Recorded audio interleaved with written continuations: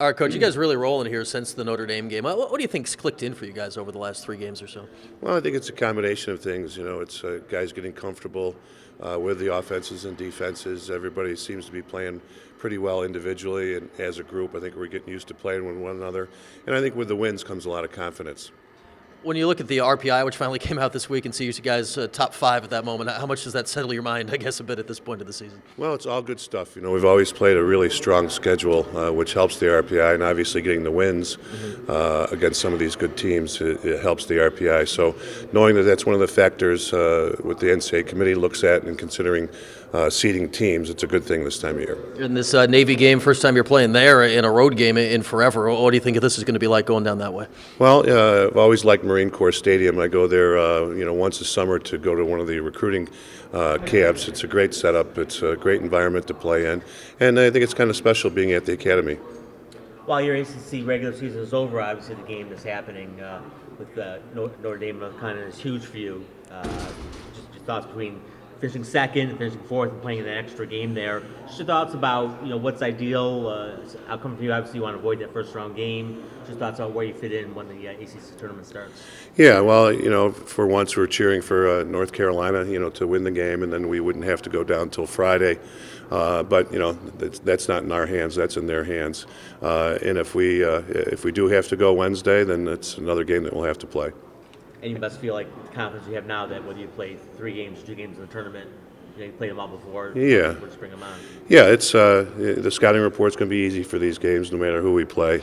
So the guys, have played against them all. They know their personnel, and we'll remind them on some of the, things that they like to do offensively and defensively, clears and rides.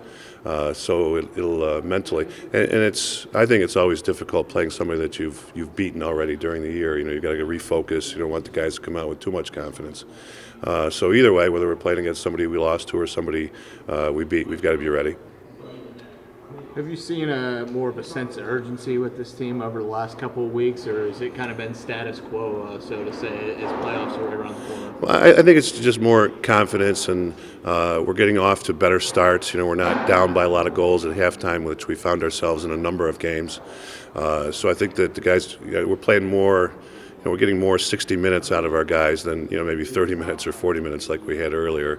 So I think they're drawing on that. They're drawing on their experiences, and again, I think we're playing with more confidence.